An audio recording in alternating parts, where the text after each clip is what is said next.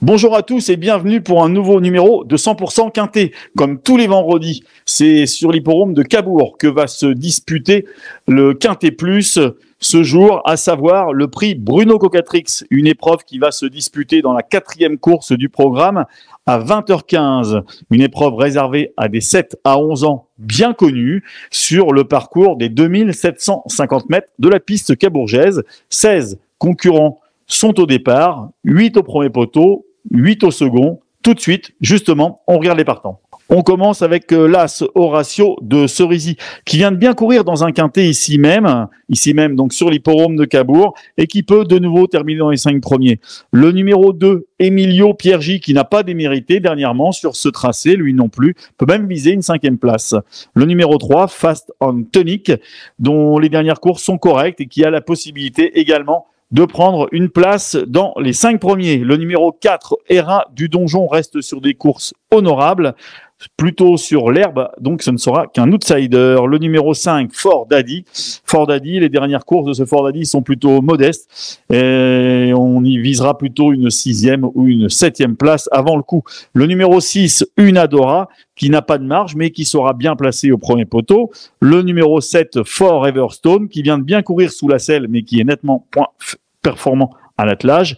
Et enfin, on termine avec celle qui est la mieux engagée du premier poteau, à savoir le numéro 8, Gloire Royale, très bien placée donc, et qui déçoit rarement quand elle est déférée des 4 pieds, comme ce sera le cas ce vendredi.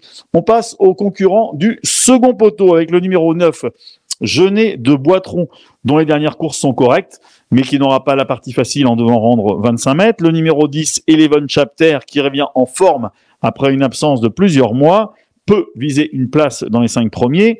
Le numéro 11, Helios Somoli, qui a brillé sur l'herbe de Bernay début juillet en remportant une épreuve du Trophée Vert. Le numéro 12, Guignol de Chardet, régulier, qui fait toutes ses courses et qui vient de bien courir à Amiens.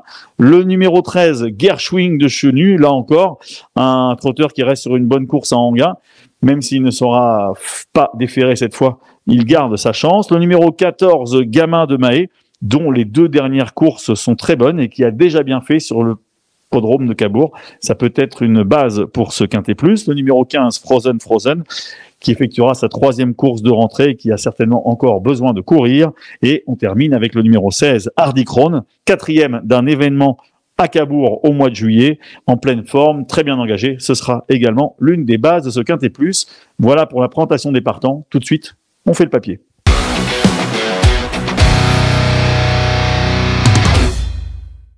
On fait le papier et on commence avec le numéro 16, Hardy Krone, l'un des régionaux de l'étape, puisqu'il est entraîné à quelques kilomètres de l'hippodrome seulement par Dominique Lochneux. En plus, il sera drivé par la vedette de l'hippodrome de Cabourg cet été, Johan Le Bourgeois.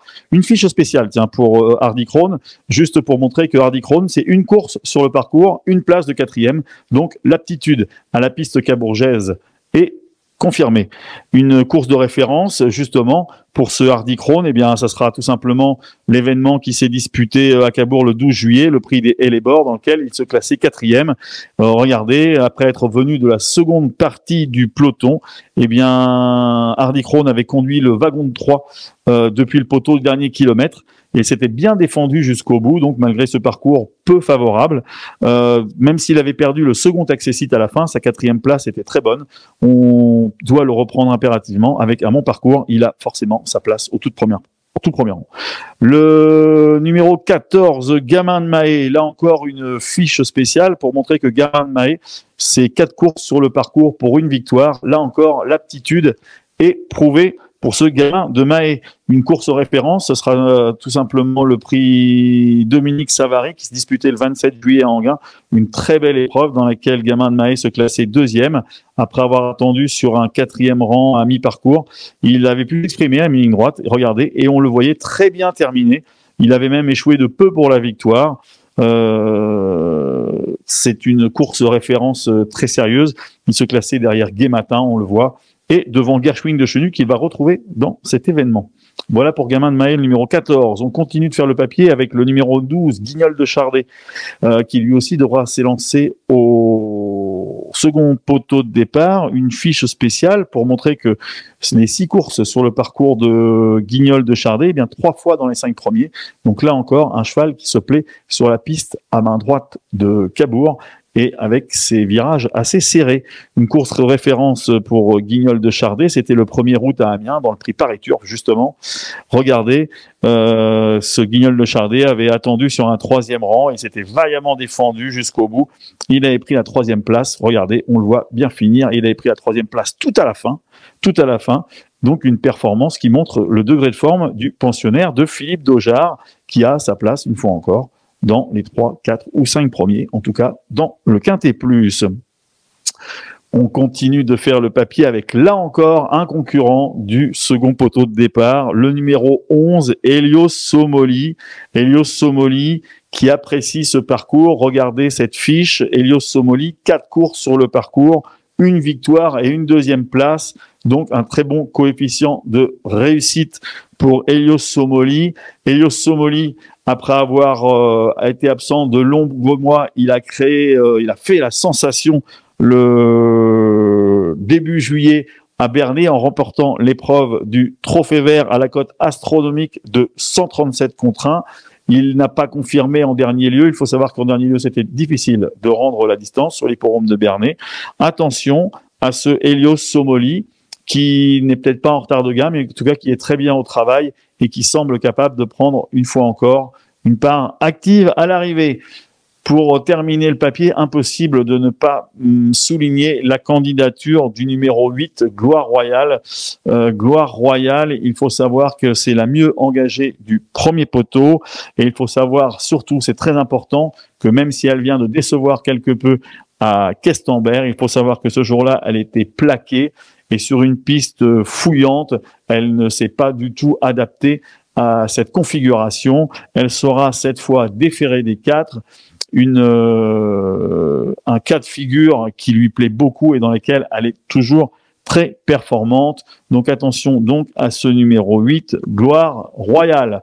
Voilà, après avoir fait le papier, il est temps, vous l'avez compris, de vous dévoiler notre pronostic.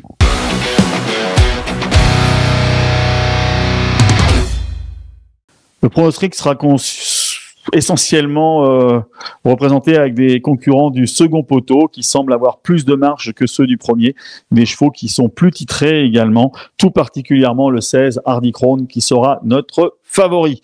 Le tandem Locneux-Le Bourgeois peut frapper dans ce prix Bruno Cocatrix. Donc notre favori, le 16 Hardy Crown, devant le 14 Gamin de Mahé, la régularité faite cheval, en pleine forme, entraîné seulement à quelques kilomètres de l'hippodrome, comme Hardy Crown d'ailleurs. Le numéro 12, Hardy Crown, Guignol de Chardet sera notre 3e favori.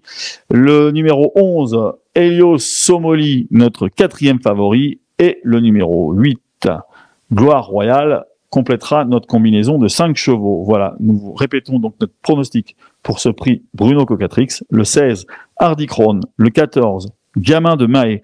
Le numéro 12, Guignol de Chardet. Le 11, Helios Somoli.